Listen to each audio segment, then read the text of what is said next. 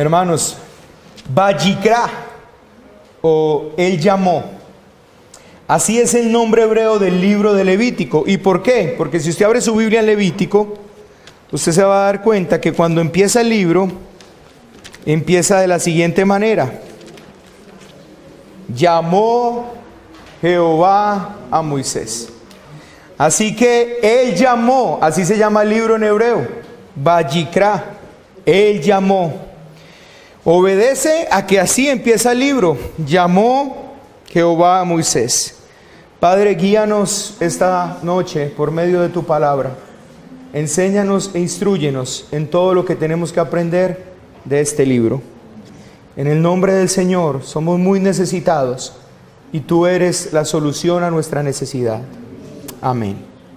Pero el nombre Levítico también es significativo debido a que habla del sacerdocio levítico. Así que realmente el trabajo que hizo la Septuaginta es un buen trabajo. Yo no estoy diciendo que no hizo un buen trabajo, simplemente que no son los nombres hebreos de cada libro.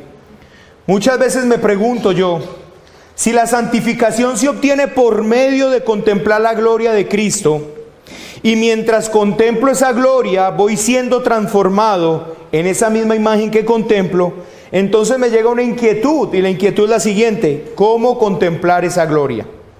¿Cómo contemplo la gloria de Cristo? Y creo que uno de los graves problemas que tenemos hoy al contemplar la gloria es el poco conocimiento e interés que hay en el Antiguo Testamento. Hay muy poco conocimiento y muy poco interés en el Antiguo Testamento. Pensemos en algo. El Nuevo Testamento es acerca de la revelación que había estado de alguna manera revelándose cada vez más en el Antiguo Testamento hasta que llega a su máximo clímax, que es Cristo. Aquí entonces surge un interrogante: ¿cómo puede ser glorioso algo que solo aparece en escena, pero no se había estado esperando? Ese es el punto. ¿Cómo puede ser glorioso algo que aparece, pero que de alguna manera no se estaba esperando, no se tiene un conocimiento de eso? ¿Cómo puede ser para nosotros glorioso Cristo si desconocemos todo lo que Cristo realmente realizó, todo lo que cumplió, todo lo que sacó a la luz? ¿Cómo puede ser para nosotros Cristo glorioso si realmente, hermanos, desconocemos todo lo que Cristo es, hizo y trajo a la luz?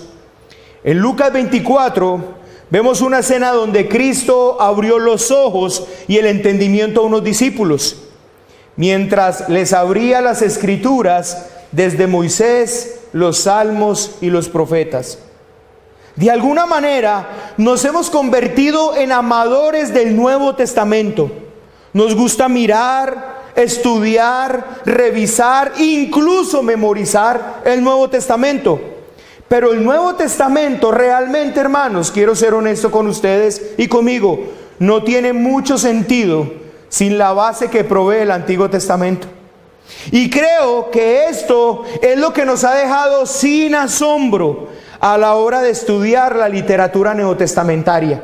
Cuando vamos al Nuevo Testamento, no estamos descubriendo todo lo glorioso que hay allí, porque estamos dejando el Nuevo Testamento sin un piso. Por lo tanto, todo lo que el Nuevo Testamento tiene para nosotros no es tan glorioso como lo debería de ser. Hermanos, sin el Antiguo Testamento, la primera venida de Cristo, su vida, su muerte, su resurrección, su ascensión, su intercesión, realmente se quedan sin significado, sin entendimiento. Es como cuando dijimos en algún momento en clase de seminario que el Nuevo Testamento se queda sin explicación sin la resurrección de Cristo.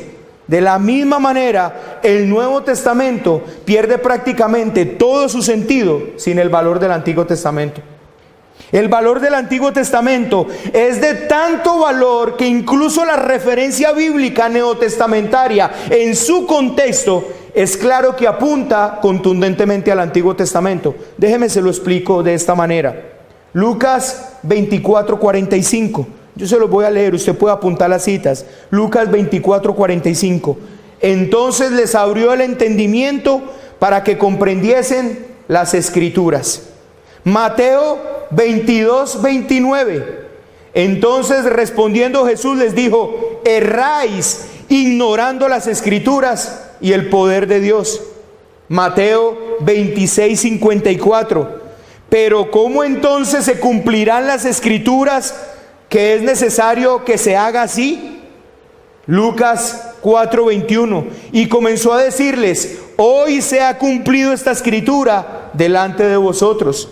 Romanos 9:27. Porque la escritura dice a Faraón: para esto mismo te he levantado, para mostrar en ti mi poder y para que mi nombre sea anunciado por toda la tierra.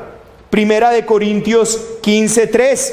Porque primeramente os he enseñado lo que asimismo recibí, que Cristo murió por nuestros pecados conforme a las escrituras. Segunda de Timoteo 3:16. Toda la escritura es inspirada por Dios, útil para enseñar, para redarguir, para corregir, para instruir en justicia. Hechos 18:28. Porque con gran vehemencia refutaba públicamente a los judíos, demostrando por las escrituras que Jesús era el Cristo. Y Hechos 17:11. Y estos eran más nobles que los que estaban en Tesalónica, pues recibieron la palabra con toda solicitud, escudriñando cada día las escrituras para ver si estas cosas eran así. Estos son algunos de los 52 veces que la palabra escritura aparece en el Nuevo Testamento. Y tenemos que decir con toda certeza que estas 52 veces que la palabra escritura aparece en el Nuevo Testamento son referencias directas al Antiguo Testamento. Y quise dejar estas dos últimas, las dos de los Hechos, porque Apolos está usando el Antiguo Testamento para demostrar que Jesús es el Cristo. Pregunta: ¿qué estamos usando nosotros para convencer que Jesús es el Cristo? Y segundo, porque los que recibieron en Berea la palabra de Dios usaban el Antiguo Testamento para saber si lo que se les estaba predicando era verdad o no era verdad. Y cuando pienso en esto, no tengo duda de que su búsqueda en las Escrituras tenía que ver con la predicación. La predicación era el Antiguo Testamento. Lo que predicaron los apóstoles fue el Antiguo Testamento. Cuando me adelanto un poco más en el tiempo, llego al tiempo de la Reforma, con su prerreforma y con su posreforma. Especialmente en los puritanos encuentro algo: ellos amaban la Escritura. Y dígase aquí Escritura, toda la Escritura. Pero hay algo muy importante: ellos eran muy conocedores del Antiguo Testamento. Hermanos, he dicho todo esto porque de seguro usted podría pensar: qué pereza Levítico. Avancemos un poco más a Samuel o a Reyes o tal vez Nehemías. Allí sí tenemos acción. Pero ¿quién entiende todo lo de Levítico? ¿Quién entiende todos esos sacrificios, ofrenda? Levítico es aburrido. Y creo precisamente que ahí está la razón por la cual usted y yo no contemplamos la gloria de Cristo. Porque cuando hablamos de contemplar la gloria de Cristo, inmediatamente pensamos en algo místico. Aquí estoy, cierre los ojos, me imagino a un zarco con una corona de oro caminando por calles de cristal. ¡Oh, qué hermoso cuadro! Mientras yo camino en la playa, Él me toma en sus brazos, entonces solo veo dos huellas mientras estoy caminando y sé que son las de Él, porque Él me lleva en sus brazos cargado. Termino mi tiempo de contemplación, me paro allí donde muy juicioso estaba contemplando esto y me doy cuenta de que no pasó nada conmigo. Mis deseos siguen intactos, no logro ver realmente nada de la gloria de Cristo. Y todo esto es porque hemos creído que esto se logra en un trance místico y no viendo todo lo que Cristo es en la Escritura, especialmente en el Antiguo Testamento. Porque entonces, cuando llegamos allí, para usted y para mí, todo es realmente claro. Hermanos, el libro de Levítico, junto con Éxodo, es el libro donde tal vez más la gloria de Cristo puede ser observada en el Antiguo Testamento. Si usted quiere ver la gloria de Cristo, usted debería estudiar a mucha profundidad Éxodo y Levítico. ¿Y por qué?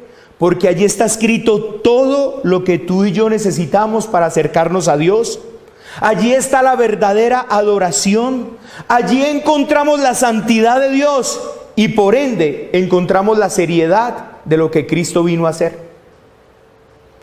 Usted y yo, hermanos, aún los salmos nos gustan, aún los proverbios, pero quiero decirle, hermanos, sin esos dos libros, Éxodo y Levítico, usted y yo nos estamos perdiendo aproximadamente el 90% de lo que tiene el Antiguo Testamento para hablarnos de la gloria de Cristo. Hagamos entonces en primer lugar un resumen de Levítico y posteriormente revisemos la línea melódica de la redención, aunque realmente casi todo el libro de Levítico tiene esa melodía. Así que tratar de sacar un solo extracto de ahí de la redención es casi imposible. ¿Por qué? Porque todo el libro habla de la redención. El libro de Levítico muestra cómo vivir con Dios, el único que es santo, santo, santo. Levítico era así como el manual de vida de santidad para el pueblo de Dios. Este pueblo que había sido escogido para diferenciarse de las demás naciones. Ellos habían sido esclavos, pero Dios los había sacado dramáticamente de Egipto. Una cultura con una cantidad de ídolos. Ahora, para ellos ser el pueblo santo, necesitaban aprender cómo acercarse a Dios, cómo seguirle, cómo adorarle e incluso cómo poder pensar como Dios pensaba. Este libro, escrito por Moisés, aprendemos acerca de los muchos sacrificios requeridos para la adoración y para el perdón divino del pecado. Aparte de este libro, aparte de esto, en este libro encontramos la severidad de Dios con el pecado y con el pecador. Levítico es pues un libro de la expiación, de la purificación, de la santidad, de la adoración, del servicio. La mayor parte consiste en preceptos, estatutos establecidos por Dios para instruir a los sacerdotes levitas en sus deberes y para promover un acercamiento del pueblo hacia Dios y un estilo de vida en santidad. Sí, hermanos, el tema central de Levítico es la santidad. Esta palabra santidad o sus derivados, santo, santa, santísima, aparece allí más veces que en cualquier otro libro de la Biblia. Usted encontrará esta palabra 152 veces en Levítico, más que en cualquier otro libro de la Biblia. Como la idea es de preparar a este pueblo para que sea un pueblo distinto de todos los pueblos de la tierra, que sea un pueblo santo y apartado, se le entregan las ofrendas que este pueblo debía presentar para poder tener un acercamiento a Dios. Y así esto lo hacía un pueblo único, puesto que Dios solo tenía realmente cercanía con este pueblo. Creo que si podemos sacar un versículo central de Levítico, lo encontraríamos en Levítico 20, 7, 8. Quiero que me acompañen allá, por favor. Levítico 20, 7, 8. Creo que ese es el tema central del libro de Levítico. Allí usted encuentra todo lo que en sí Levítico resume. Mire el verso 7, hermanos. En solo este versículo aparece esta palabra 1, 2 y 3 veces. En solo estos dos versículos. Versículo 7. Santificaos pues y sed santos, porque yo Jehová soy vuestro Dios. Guardad mis estatutos y ponedlos por obra. Yo Jehová que os santifico. Ahora, ¿cuáles serían estos estatutos? Bueno, por cuestión de tiempo, hermanos, solo voy a dar los encabezados, pero quiero que noten la seriedad de parte de Dios en todo esto. Yo voy a hacer los encabezados de todas las leyes que están en el libro de Levítico. Las siguientes son las leyes para los holocaustos, las leyes para las ofrendas, y dentro de estas ofrendas estaban las ofrendas de paz, las ofrendas por el pecado, las ofrendas expiatorias, las leyes sobre los sacrificios. Todo eso lo encuentra usted en Levítico.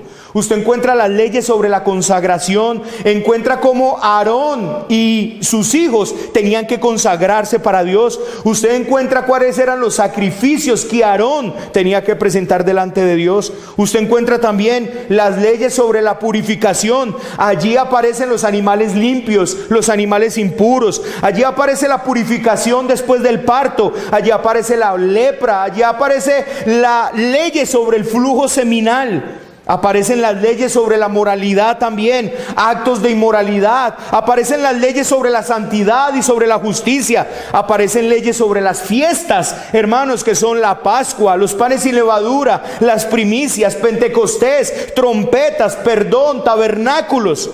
Tenemos además leyes sobre la obediencia, sobre la desobediencia, el aceite para las lámparas, el pan de la proposición, el año del jubileo, las cosas consagradas a Dios y otras más que realmente no he nombrado.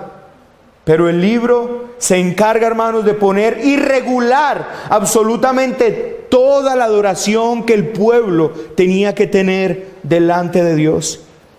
Las ideas claves alrededor de las cuales Levítico se desarrolla son la persona santa de Dios y la voluntad de Dios para la santidad de Israel. La santidad de Dios, la pecaminosidad de la humanidad, el sacrificio y la presencia en el santuario de Dios son los temas más comunes del libro. Con un tono claro de autoridad, el libro establece instrucciones hacia la santidad personal como hacia la instrucción de Dios. Asuntos que tienen que ver con la vida de fe de Israel tienden a enfocarse en la pureza en contextos de ritual. De hecho, hay énfasis continuo en la santidad personal en respuesta a la santidad de Dios. En más de 125 ocasiones, Levítico condena a la humanidad por inmundicia y la instruye a cómo ser purificada. El motivo para tal santidad es afirmado en dos frases repetidas que aparecen más de 50 veces en el libro de Levítico: yo soy Jehová y yo soy santo. Quisiera que escuchara esto con atención. Un escritor comentó: en Éxodo vemos cómo Dios saca a su pueblo de Egipto. En Levítico vemos cómo Dios saca a Egipto de su pueblo. Debido a su prolongada estancia allí en Israel, y esto usted debería prestarle mucha atención, porque es realmente la imagen suya y la imagen mía, es exactamente la misma. Debido a la prolongada estancia que Israel tuvo allí en Egipto, fue afectado por la cultura egipcia. Para contrarrestar esta influencia, Dios le dio a Moisés el libro de Levítico para proporcionar las normas de cada etapa de la vida de Israel. Mientras que en Éxodo la ley moral había sido dada desde la majestuosidad del monte Sinaí, la ley ceremonial de Levítico fue dada desde el tabernáculo de reunión. En los sacrificios y ofrendas, Dios les daba a los israelitas la oportunidad de expresar varios aspectos de la adoración. La ofrenda encendida expresaba completa consagración a Dios. La ofrenda de cereal simbolizaba la mayordomía de los esfuerzos de la persona. La ofrenda de paz proyectaba la comunión entre Dios y el hombre y entre el pueblo y los sacerdotes. La ofrenda por el pecado acentuaba el derramamiento de sangre, sobre todo mostraba el sacrificio de una vida inocente en sustitución por el adorador. La ofrenda por la culpa necesitaba que era necesario hacerse restitución cuando alguien ofendiera a Dios o a otra persona. En las leyes sobre lo limpio y lo inmundo, Dios le hacía ver a Israel que sus vidas habrían de estar reguladas por normas absolutas. Los días de santa convocación eran memoriales históricos que les demostraba verdades acerca de Dios. El día de reposo era un recordatorio para ellos que Dios es el creador. La Pascua, que Dios es el redentor. La fiesta de Pentecostés y de los tabernáculos tenían significado agrícola y mostraban a Dios como el proveedor. El día de la expiación representaba a Dios como santo y requiriendo la santidad de su pueblo. También le mostraba como lleno de gracia, dándole oportunidad al hombre para reconciliarse con él. Levítico es importante por sus claras enseñanzas en 4 de 3 verdades fundamentales: expiación, sacrificio y santidad. Así podríamos resumir el libro de Levítico: expiación, sacrificio y santidad.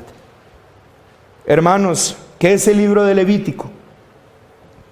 El pueblo había estado 400 años en Egipto y el pueblo se había contaminado con todas las prácticas paganas de Egipto. El pueblo se había contaminado con cada uno de esos ídolos que Dios derrocó, con cada una de sus plagas. Y cuando Dios saca a Israel de Egipto, ahora tiene una ardua labor el Señor, por medio de Moisés, sacarles a Egipto del corazón a Israel. Y esto lo iba a hacer por medio de enseñarles cómo era la verdadera adoración, cómo era que el pueblo se iba a relacionar verdaderamente con Dios. Ya no es como ustedes piensan, no es como aprendieron allá, no es como hicieron estos 430 años, es como yo les voy a ordenar, es como yo les voy a decir. Oh hermanos, ¿y cuánto aprendí leyendo Levítico de nuestra falta de seriedad a las cosas de Dios?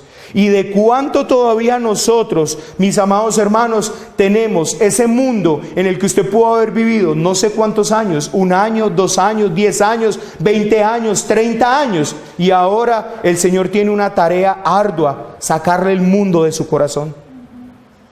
Y para sacar el mundo de su corazón lo hace por medio de enseñarle una verdadera adoración. Pero usted tiene que estar dispuesto para eso.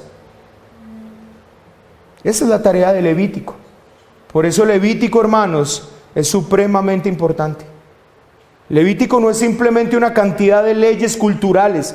No, amados hermanos, aparte de eso, que el libro de Levítico apunta completamente a la persona de Cristo. Y yo quiero mostrar eso esta noche.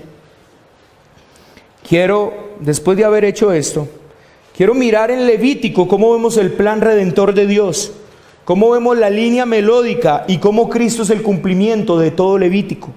Y para esto vamos a analizar las fiestas solemnes que Israel debía celebrar perpetuamente. Hay mucho que yo pude haber escogido para ver a Cristo en todo su plan redentor, para ver cómo era tipo de Cristo, pero estas fiestas realmente es algo glorioso. Así que hermanos, vámonos a Levítico 23, por favor.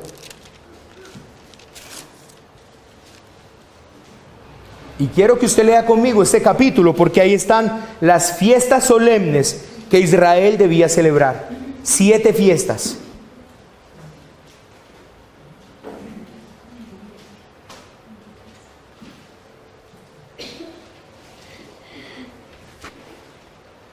Con esto, mis amados, yo no pretendo cubrir toda la importancia que tiene el libro de Levítico, pero sí por lo menos que usted quede sensible en su corazón para que usted le dé importancia a esto y vaya y lo estudie con más detenimiento.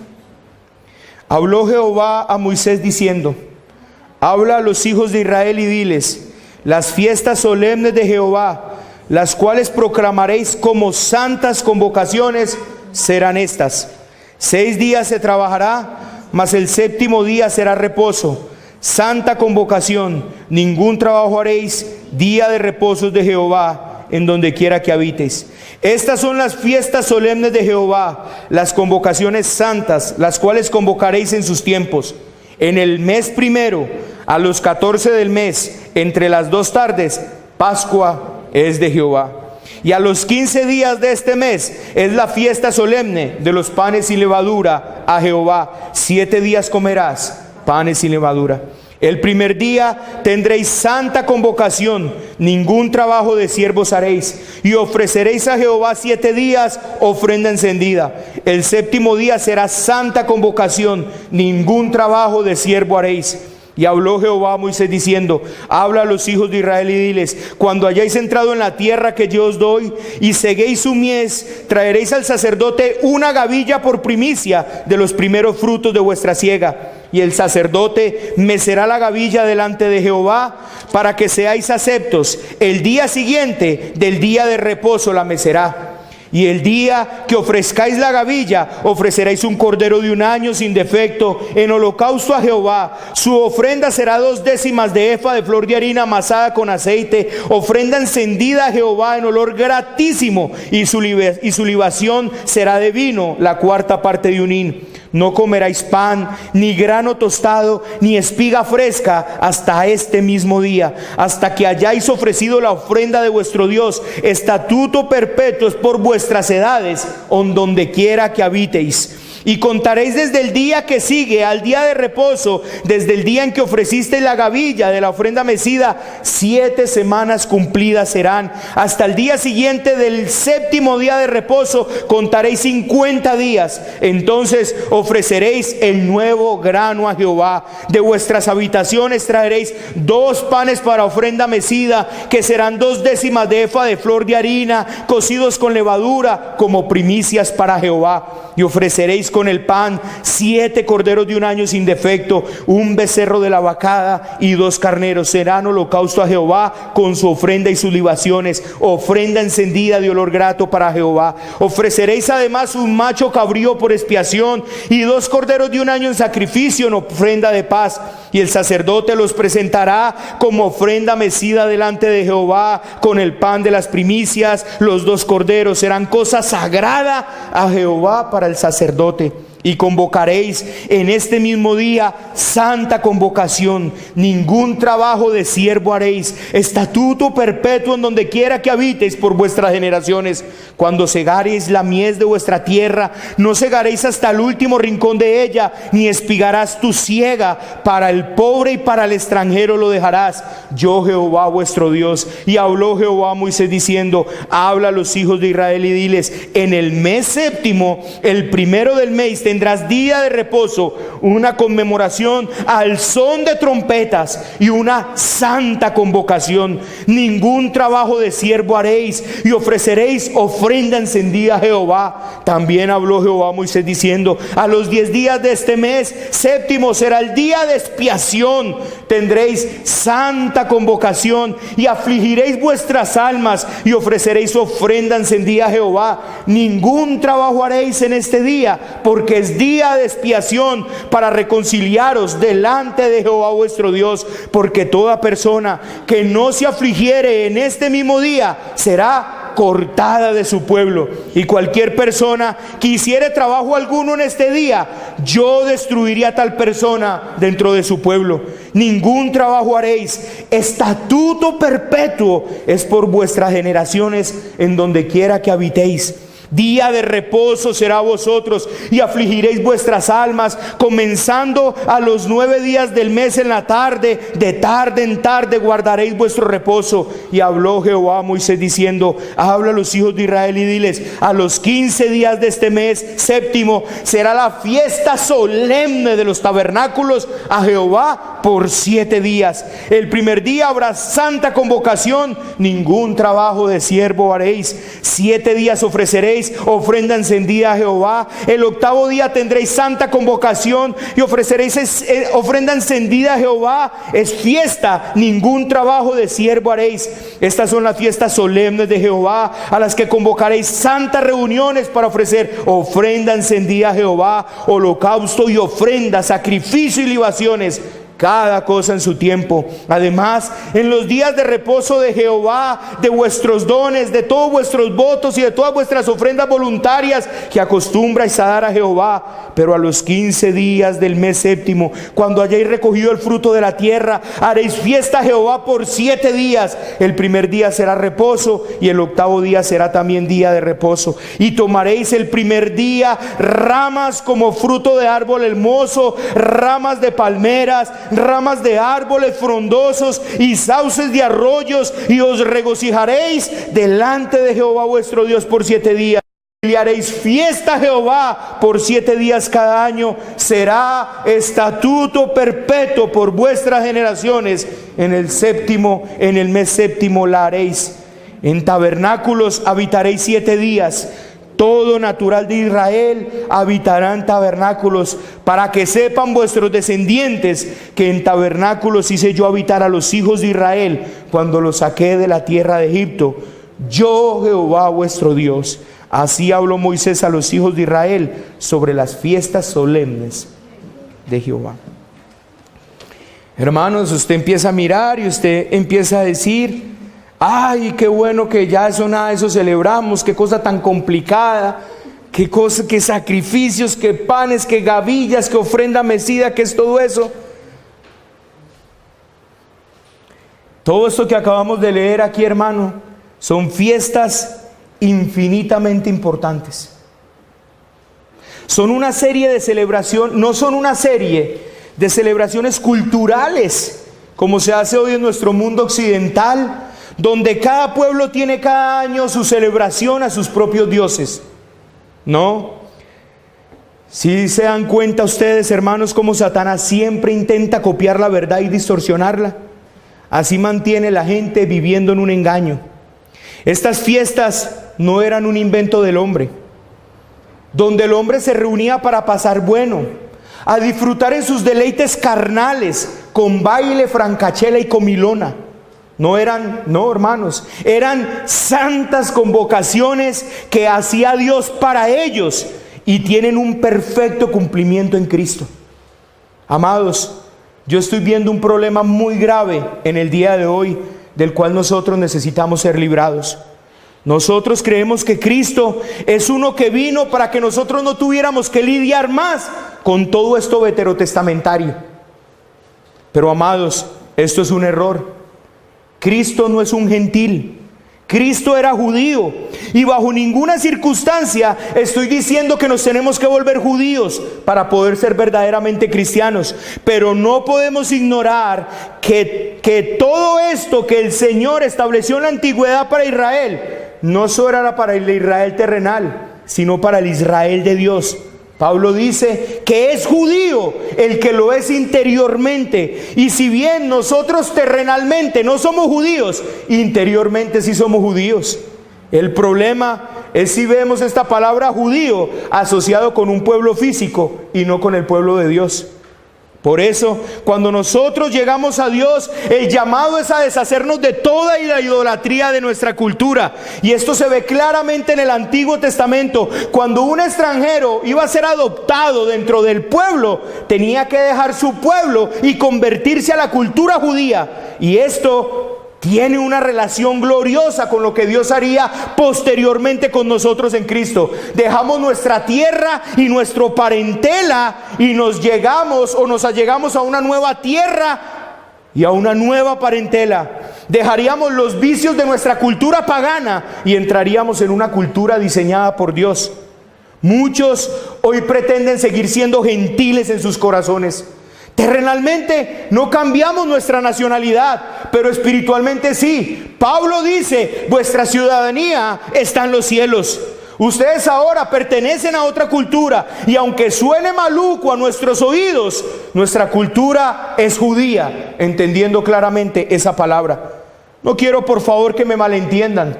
Lo que estoy diciendo es que si usted y yo queremos verdaderamente conocer a Dios, entender a Dios, relacionarnos con Dios, amar a Dios, no lo podemos hacer a la forma que nuestra cultura se relaciona con sus dioses. Tenemos que ver la cultura que Dios estableció, las leyes que Él le dio a esa cultura, las celebraciones que Dios le dio a esa cultura. Y de esta manera no vamos a tener un sincretismo religioso en nuestra vida. Tendremos que decir como la moabita le dijo a Noemí: tu pueblo será mi pueblo, tu Dios será mi Dios. Así que este entendimiento antisemítico, muchas veces como si Cristo hubiese despreciado su cultura o cambiado su cultura, realmente es un error teológico, pues Cristo es inmutable y Él mismo no iba a cambiar lo que Él instituyó. Él es el mismo de ayer, de hoy y por los siglos. Así que nuevamente recalco esto: Cristo no vino a quitar nada, no vino a abrogar nada, no vino a librarnos a nosotros de estas prácticas veterotestamentarias. Él vino a cumplirlas. Él vino a llevar a cabo todo el plan que Él mismo ideó como Dios. Y ahora en Él, usted y yo observamos todo esto con gozo, con gratitud en nuestro corazón, no porque lo tengamos que hacer, sino porque por medio de la fe en Cristo somos cumplidores de todo esto. Mire esto, hermanos. Váyase a Levítico 23 y vamos a mirar 4 pasajes. 23:14. Léalo conmigo.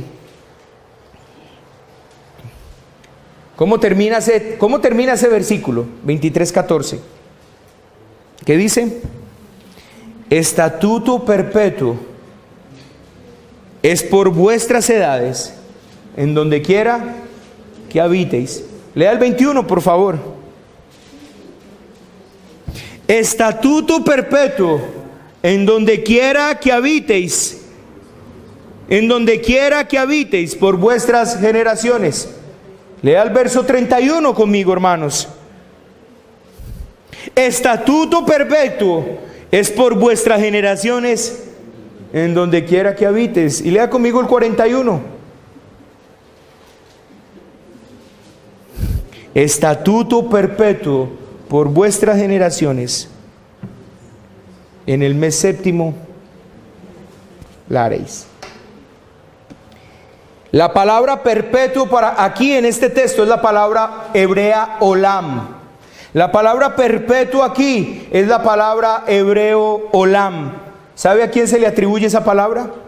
¿Lo saben, hermanos? Él es el olam. ¿Recuerdan? ¿Y saben qué es el olam? Él es el eterno. Así que lo que dice es que estas fiestas son eternas. Entonces la pregunta que usted tiene que hacerse en este momento: ¿puede Dios establecer algo eterno y después decir que no?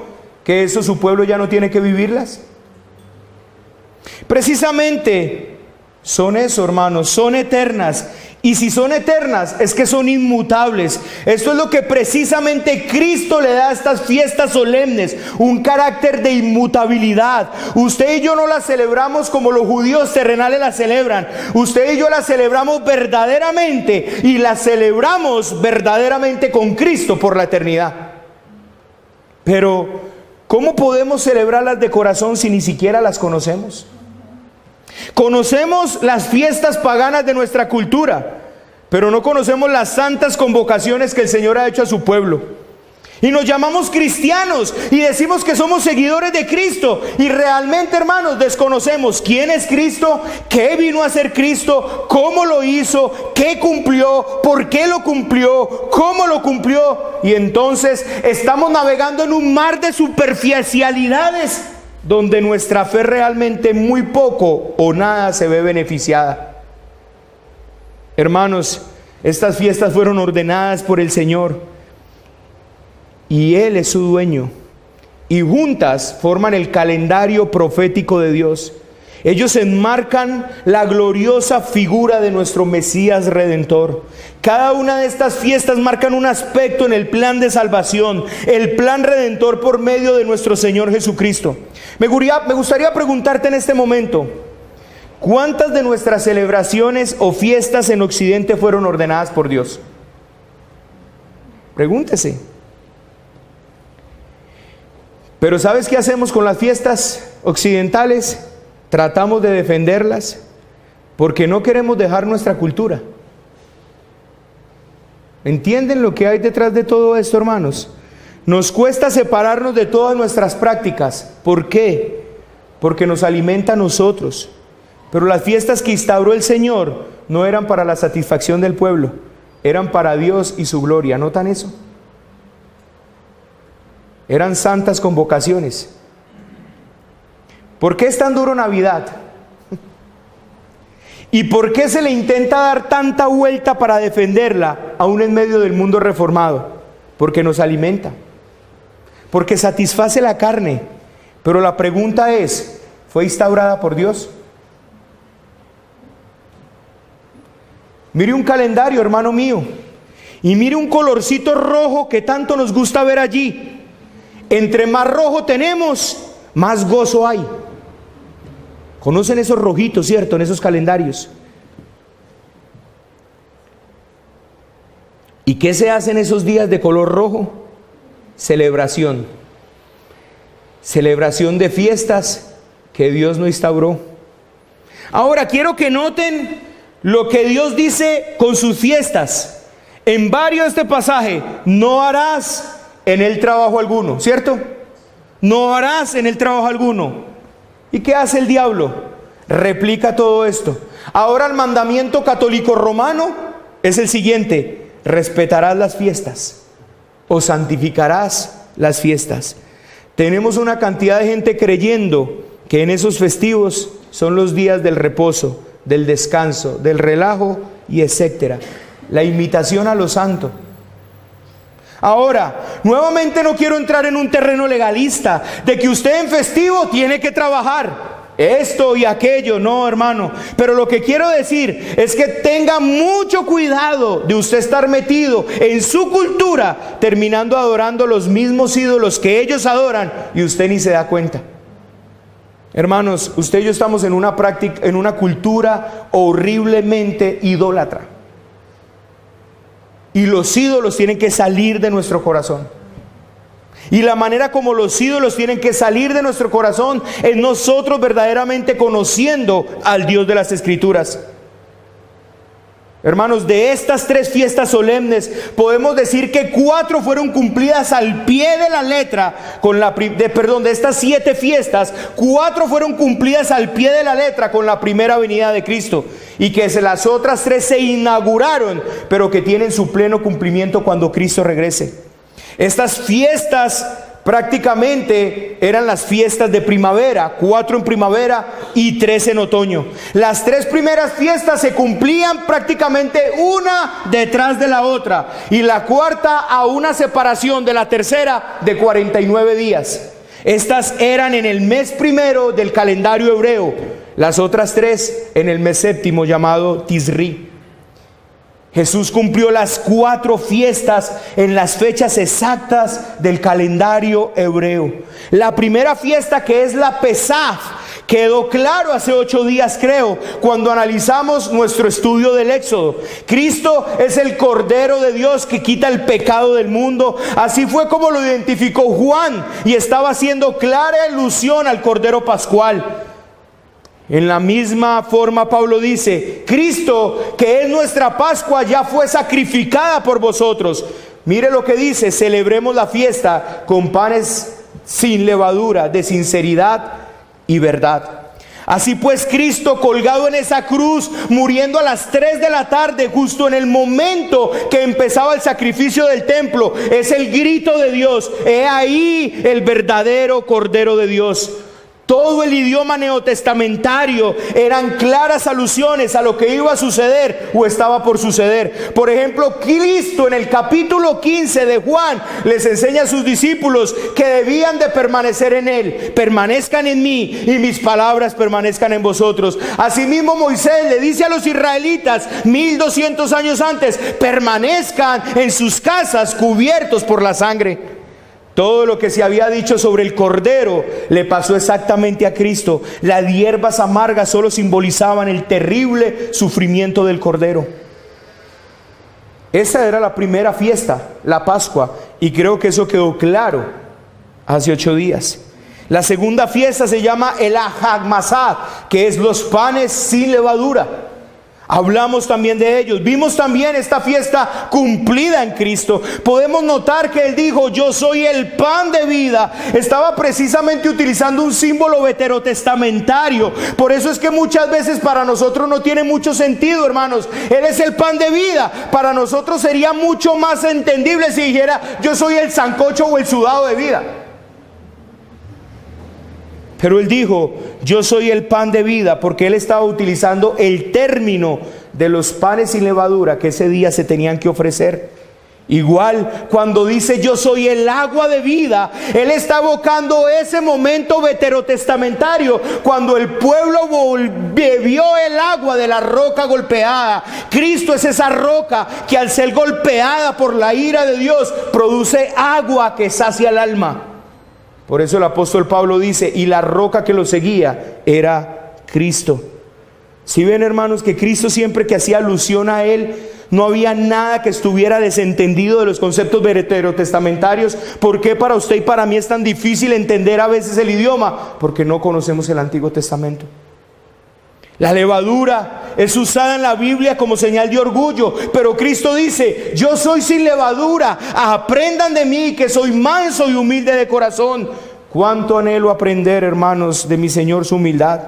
El pan sin levadura es llamado también el pan de la aflicción, Deuteronomio 16:3. Allí nuevamente se habla de esa fiesta de los panes sin levaduras y simboliza sometimiento, obediencia, lo que Jesús, para consumar nuestra salvación, vivió en forma perfecta hasta la muerte y muerte de cruz. Él es el pan de aflicción. Para nosotros que fuimos liberados del pecado por la sangre de Jesús, como los hijos de Israel fueron librados por la sangre del Cordero de la esclavitud, la fiesta de los panes sin levaduras simboliza la separación radical del mundo pecaminoso.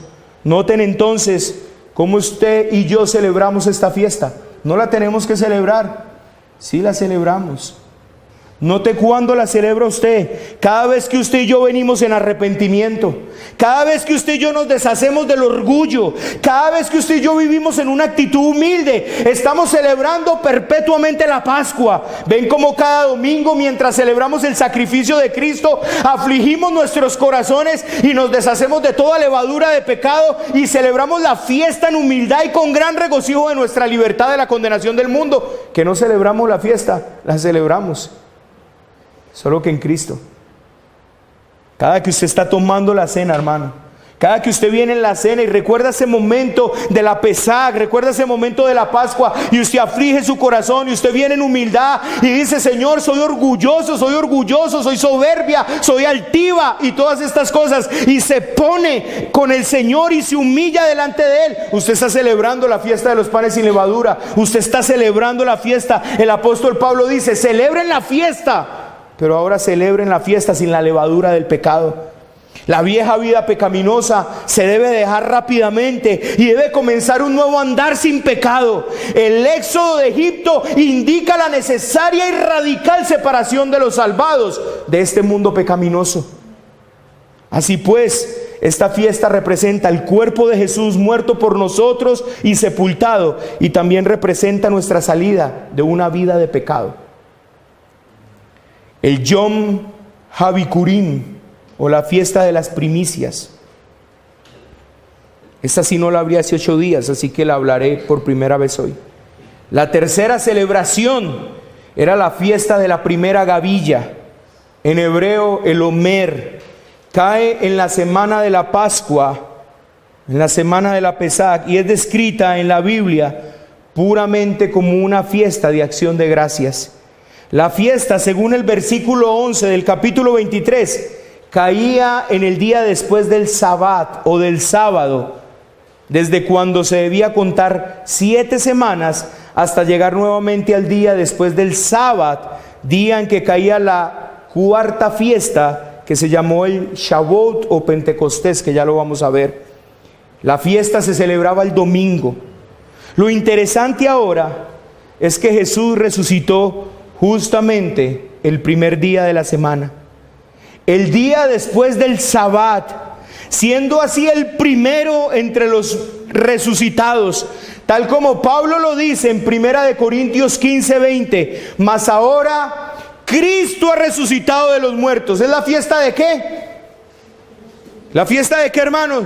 De las primicias. Mas ahora Cristo ha resucitado, primicias de los que durmieron es hecho.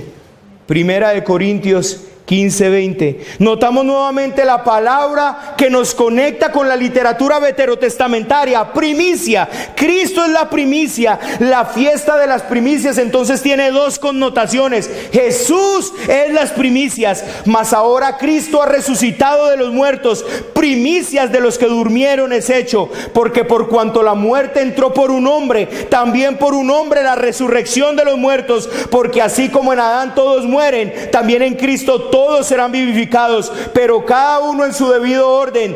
Cristo las primicias, luego los que son de Cristo en su venida. La resurrección de Jesús marcó el principio de la cosecha de las almas, las gavillas ofrecidas al Padre. Jesús le respondió diciendo: ha llegado la hora para que el Hijo del Hombre sea glorificado. De cierto os digo que si el grano de trigo no cae en tierra y muere, queda solo, pero si muere lleva mucho fruto. Y yo, si fuere levantado de la tierra, a todos atraeré a mí mismo. Hermanos, ¿qué es la fiesta fiesta de las primicias, la resurrección de nuestro Señor Jesucristo, el día del Señor, el primer día de la semana. ¿Qué hacían ellos? Ofrecían unas gavillas al Señor, ofrecían unas primicias al Señor. Cristo es el ofrecimiento, Cristo es esa primicia. Él se levanta y ahora, hermano, en Él hay una cosecha de almas que Él mismo ofrece al Señor en gavillas.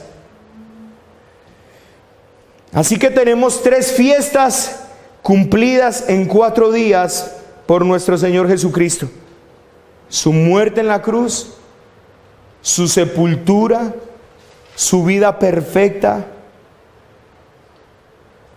su resurrección de entre los muertos. Y 50 días después de ese domingo se celebraba el Shavuot o el Pentecostés. La cuarta fiesta en hebreo es llamada Shavuot, la cual significa fiesta de las semanas, porque había de contar 7 semanas desde la fiesta de las primicias hasta la fiesta de los panes, o sea, 50 días. Esta fiesta se encuentra como un eslabón entre las fiestas de primavera y las fiestas de otoño, que son las 3 fiestas finales. Jesús, antes de ascender al cielo, manda a sus discípulos que ellos no veían alejarse de Jerusalén hasta que se hubiese cumplido la promesa del Padre. Hechos 1:4. Los acontecimientos espectaculares en el día de Pentecostés, como nos los cuenta Hechos 2, encajan exactamente en el modelo del Antiguo Testamento. La semilla del mensaje de salvación que Jesús presentó como la semilla de la palabra de Dios ha traído su primer fruto. En un día, tras la predicación de Pedro, cerca de 3,000 almas fueron agregadas a la iglesia como los primeros frutos de la nueva cosecha. Ellas fueron como un sacrificio de agradecimiento delante de Dios. De ahí en adelante, el Señor añadía cada día a la iglesia a los que tenían que ser salvos.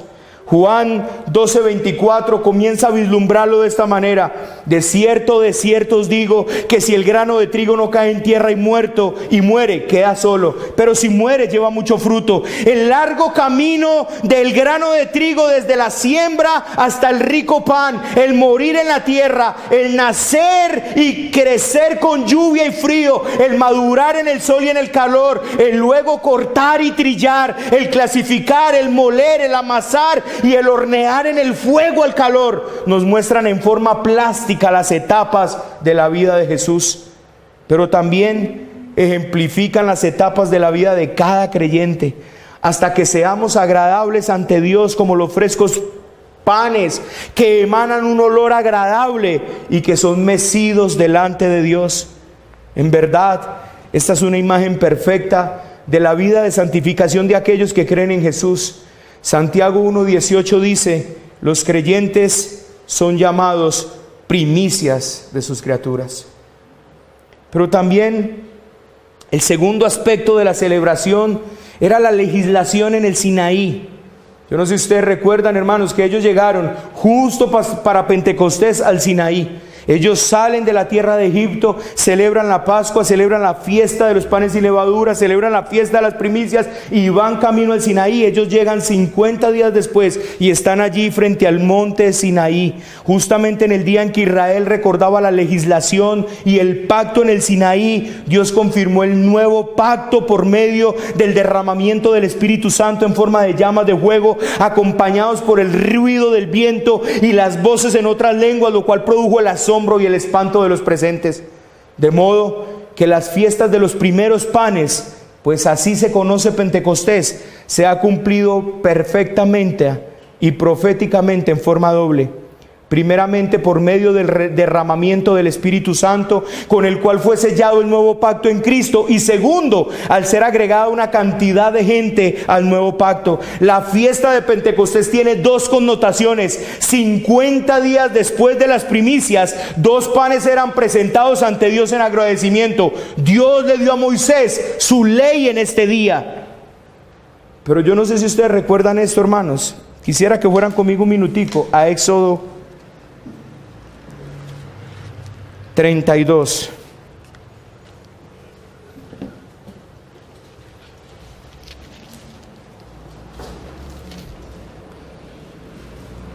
¿Sí recuerdan qué pasó en Éxodo 32? ¿Recuerdan qué sucedió en Éxodo 32?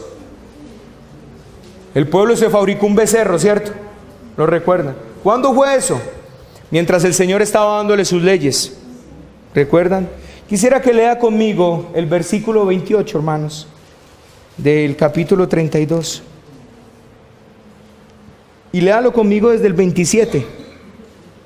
Y él les dijo: así ha dicho Jehová, el Dios de Israel: poned cada uno su espada sobre su muslo, pasad y volved de puerta a puerta por el campamento, y matad cada uno a su hermano, y a su amigo, y a su pariente. Y los hijos de Leví lo hicieron conforme al dicho de Moisés, y cayeron del pueblo en aquel día como 3,000 hombres.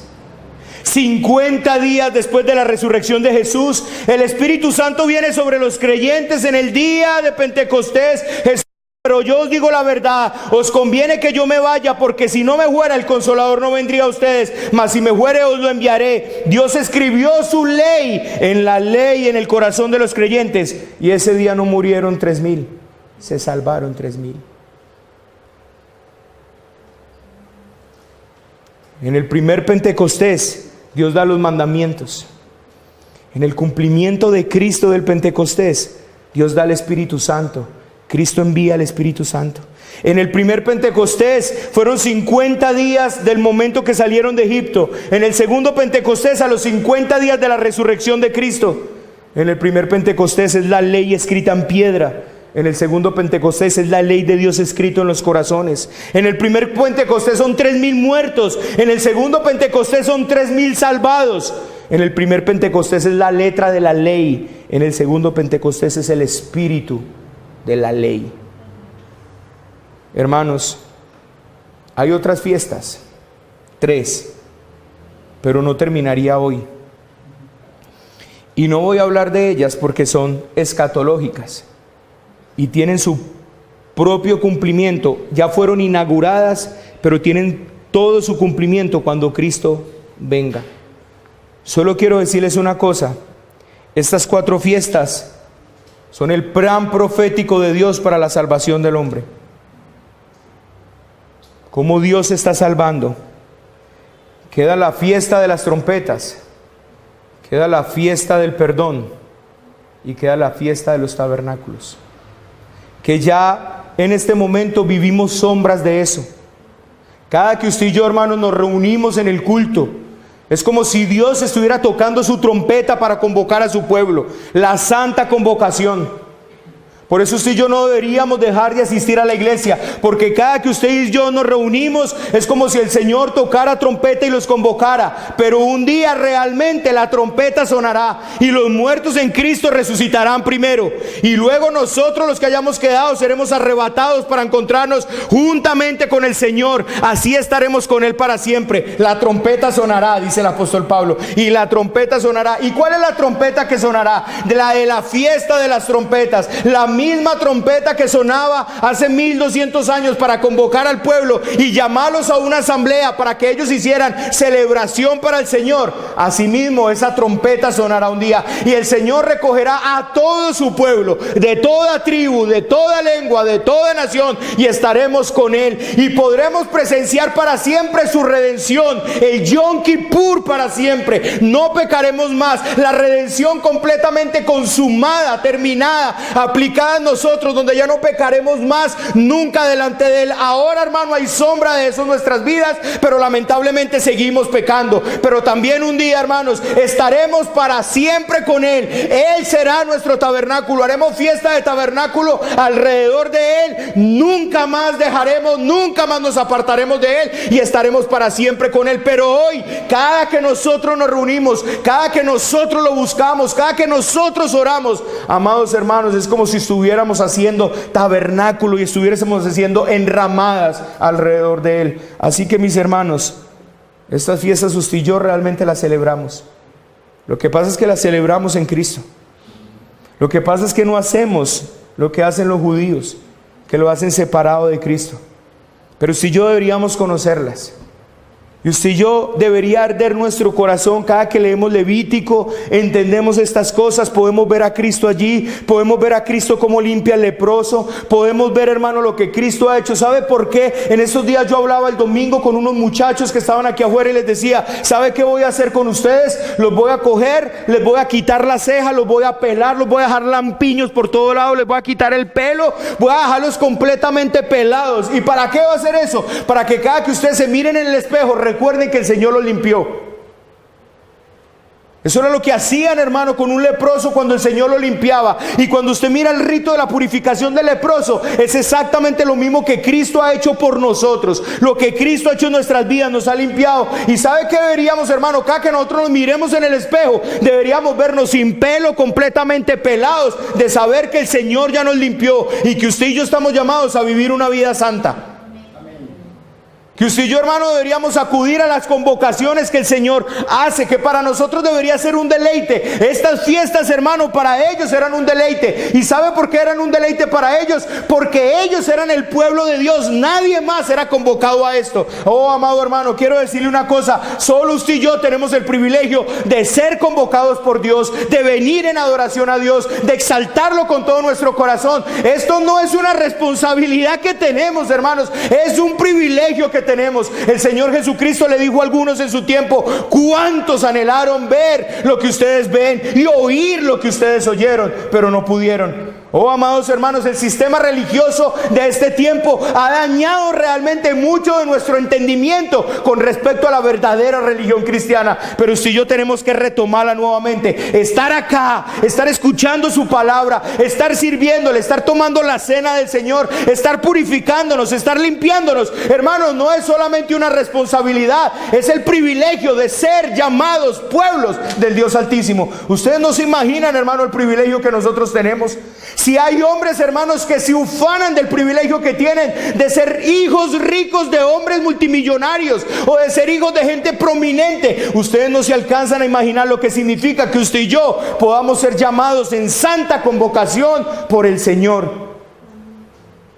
Es un privilegio enorme que nosotros tenemos. Usted no se imagina, hermano, el enorme privilegio que nosotros tenemos de orar, el enorme privilegio que nosotros tenemos de oír su palabra. Oh, hermanos amados, tenemos que comprender lo que esto verdaderamente significa. ¿Sabe por qué Israel era tan celoso con todo este tipo de cosas? Porque ellos decían: nosotros somos el pueblo de Dios. Y ahí fue donde ellos fallaron. A ellos se les olvidó ser luz a las demás naciones. Pero ellos, hermano, amaban esto. Ellos deseaban esto, ellos estaban orgullosos de esto. ¿Por qué?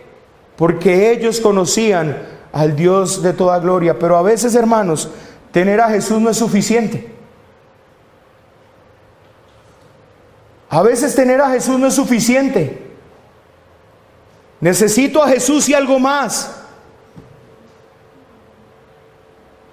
Necesito a Cristo y algo más.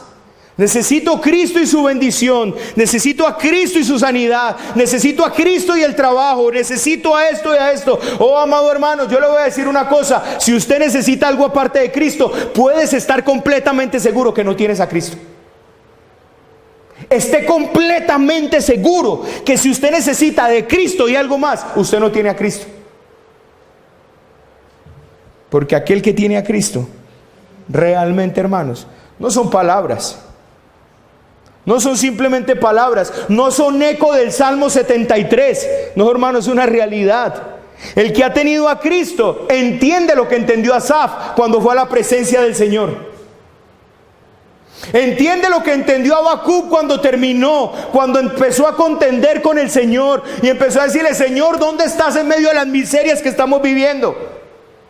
Entiende lo que entendió Job al final de sus vidas. ¿Y cómo terminaron todos estos tres? ¿Sabe cómo terminaron estos tres? Asaf terminó diciendo: por poco resbalo, hablé como una bestia, me comporté como una bestia.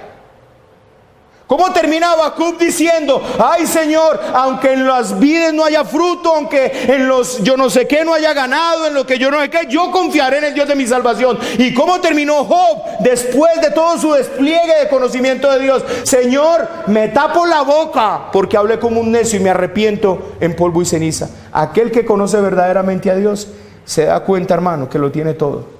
No son palabras. No es un dicho alentador, es una verdad, es una realidad. No son palabras con las cuales nosotros psicológicamente alimentamos nuestra mente cada que tenemos un problema. Con Cristo lo tengo todo, con Cristo lo tengo todo, con Cristo lo tengo todo. No, hermanos. Eso es una verdad. Eso es una realidad. Oh, mis amados, Cristo te llama para que abandones el mundo. Cristo te llama para que saques a Egipto de tu corazón. Cristo te llama para que celebres sin panes, sin levadura la fiesta. El apóstol Pablo lo dice, celebremos la fiesta. ¿Cuál fiesta? La fiesta de los panes sin levadura. ¿Cómo? Sin levadura en nuestro corazón. Cristo te hace un llamado para que abandones el orgullo. Cristo te hace un llamado para que te arrepientas y vengas a sus fiestas y estés en sus fiestas. Él te ha convocado, Él te convoca. Tú puedes estar en su fiesta. Estas son fiestas santas. Oh, amado hermano, acaba con la idolatría de tu corazón. Ruega al Señor para que por medio de tu palabra saque el mundo de tu corazón, saque a Egipto de tu corazón. Usted ya fue sacado del mundo, ahora necesita que el mundo salga de su corazón. Porque mientras tengas el corazón dividido, tú no puedes servirle a Dios. Tú serás cortado de su pueblo. El Señor lo dice. Mientras usted no venga a estas santas convocaciones, esto, hermanos, quiero decirle una cosa, esto no es si la celebramos o no la celebramos. Esto es estatuto perpetuo por todas tus generaciones. Tú estás llamado a celebrar estas fiestas. Tú estás llamado a celebrar la Pascua, a celebrar los panes sin levadura, las primicias, la fiesta del Pentecostés. Y esto solo lo puedes hacer genuinamente en Cristo y eternamente. Él es el cumplimiento de la Escritura, hermanos. Él es la melodía de Dios. Él es la línea melódica de Dios. Que el Señor sea glorificándose en medio de esta iglesia. Padre, damos gracias por tu misericordia.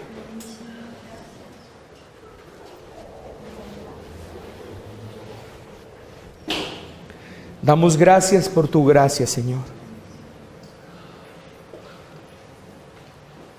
Señor, nos presentamos hoy para celebrar la fiesta sin la levadura del pecado. Nos presentamos humildemente delante de ti y te decimos, Señor, estuvimos en una cultura pagana y hay mucho de esa cultura pagana todavía en nosotros. Hay mucho de esa cultura mundana. Señor, así como Egipto, así como Israel de vez en cuando quería volver a Egipto. ¡Ay, cómo extrañamos los puerros de allí! ¡Ay, cómo extrañamos la comida de allí! ¡Ay, cómo extrañamos, Señor! Así hay personas en este lugar que extrañan lo que antes vivían. Señor, yo te pido que tú saques el mundo de esta iglesia. Te pido que tú saques el mundo en cualquier manifestación que haya en medio de esta iglesia, cualquier manifestación de mundo en medio de nuestros corazones, en medio de nuestra vida, Señor. Yo te pido que tú lo saques. Te pido que lo saques, Señor. Padre, tú nos has sacado del mundo, dice tu palabra. Tú nos has sacado del mundo. Ahora yo te pido, Señor, que tú saques el mundo de nuestros corazones. Que nosotros no deseemos absolutamente nada de lo que hay en el mundo, Señor. Pero siempre termino reflexionando de la misma manera. ¿Por qué el mundo me atrae? ¿Por qué el mundo tiene algo para mí? ¿Por qué el mundo tiene algo para ofrecerme? ¿Por qué Satanás tiene algo que ponerme en bandeja de plata? Señor, porque somos carnales.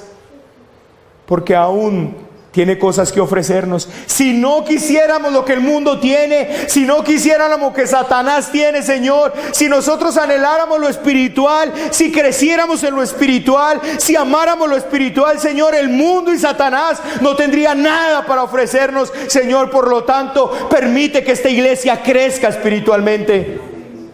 Señor, llénanos de tu Espíritu Santo en este lugar. Clamamos por esa llenura.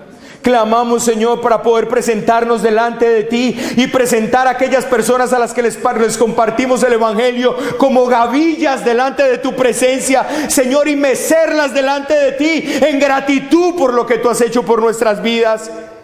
Predicar el Evangelio, Señor, en gratitud por lo que tú has hecho y decir: Señor, aquí te presento estas gavillas, Señor. Cada que predicamos aquí tu palabra, podemos presentar delante de ti este pueblo y mecerlo delante de ti y decirte: oh Señor, yo te pido que tú limpies este pueblo. En vez de que este pueblo sea exterminado por su idolatría, yo te pido, Señor, que tu ley sea plasmada en sus corazones. Te lo ruego, Señor. Señor, ruego que quite los corazones de piedra de este lugar y que pongas corazones de carne. Ruego, Señor, que ellos se aparten de toda contaminación de pecado. Ruego que ellos sean diligentes para esto. Ruego, Señor, que esa frase mediocre de ahí voy sea borrada de este pueblo, Señor, y que sea gente radical que diga: Señor, quiero disponer mi corazón, quiero que hagas en mi vida, porque quiero que esto cambie y cambie ya. Oh, bendito Dios, te pido que haya una actitud genuina de arrepentimiento en los corazones en este lugar. Pido, Señor, que desaparezca toda levadura. Toda levadura. Tu palabra nos llama a cuidarnos de la levadura de los fariseos y de los hipócritas. Señor, haz que desaparezca de este lugar toda levadura, te lo ruego. Haz que nosotros seamos masa sin pecado, limpia como somos, como dice tu palabra. Aquí estamos, Señor, esta noche. Aquí estamos rogando esta noche por tu gracia y por tu misericordia. Señor, queremos celebrar estas fiestas contigo, Cristo. Queremos ser convocados por ti. Cuánto anhelamos el sonido de esa trompeta cuando tú convocarás a tu pueblo definitivamente. Cuánto anhelamos, Señor, el momento en que la trompeta suene. Y el apóstol Pablo dice: y porque la trompeta sonará, Señor, y todos los tuyos nos reuniremos para estar contigo para siempre. Y haremos santa convocación y cantaremos al Señor, y será un momento glorioso y santo. Ay, Señor, cuánto deleite y gozo debería haber para nosotros en convocarnos con los hermanos. Cuánto deleite y gozo debería haber para nosotros el venir a la iglesia, Señor, y reunirnos, porque tú nos estás llamando, Señor. Y esta convocación, cuando viene toda persona del sur, del norte, del este y del oeste, no es sino otra cosa, sino, Señor, la semillita de lo que un día se manifestará, no viniendo solo del norte, del sur, sino de los cuatro ángulos de la tierra hacia ti, Señor. Y vendremos con gozo. Yo no me imagino ese día sonando la trompeta y todos: ay, qué pereza que la trompeta sonó. Oh, Señor, cuánto anhelo tenemos de que esa trompeta suene. Y cuánto anhelo deberíamos de tener, Señor, cada domingo que la trompeta suena para convocarnos. Cada miércoles que tú nos llamas y nos convocas. Oh, mi amado Dios, yo te pido que nos libres de la religiosidad. Libéranos de ese espíritu religioso de esta época. Libéranos de ese espíritu mundano de esta época, Señor. De creer que yo vengo a la iglesia a calentar silla. De creer que yo vengo a la iglesia, Señor, simplemente porque necesito ir, porque si no me va mal. Señor, líbranos, por favor, de todos esos conceptos pecaminosos que hay. Y ayúdanos, Señor, a llevarte a ti en nuestra vida, en todo momento y en todo lo que hacemos, Señor. Te lo ruego, Padre. Te ruego, Señor, para que la religión falsa en esta iglesia sea acabada, sea terminada. Haz un milagro, oh Cristo, como tú sabes hacerlos. Señor, no permitas que este pueblo sea destruido, sino por el contrario, que sea salvado y que se agregue, Señor, a tu iglesia. Te lo pedimos esta noche. Señor, ayúdanos a escudriñar tu palabra. Ayúdanos a hacer lo que dice Pedro que hacían los profetas. Escudriñaban para saber qué tiempo y qué persona era que hablaba el Espíritu de Cristo que estaba en ellos. Ay, Señor, por favor, ayúdanos a dejar la mediocridad, Señor. Ayúdanos. Ayúdanos a ser diligentes a escudriñar el Antiguo Testamento. Ayúdanos a ser diligentes a escudriñar el Nuevo Testamento. Ayúdanos a ser diligentes, Señor, a no leer por encima la palabra. Ayúdanos, Señor, a no tener tu palabra en poco. Ayúdanos a honrarla, a valorarla, a tenerla en alta estima, a ponerla en un lugar alto en nuestros corazones. Señor, que no la leamos simplemente, que la devoremos, que hagamos como hacía Ezequiel, Señor, que la metía y la comía, Señor. Ayúdanos, Señor, que sea dulce a nuestro paladar, pero que cuando entra a nuestro estómago es amarga, porque vemos, Señor, todo el pecado que todavía hay en nosotros que debe ser cambiado.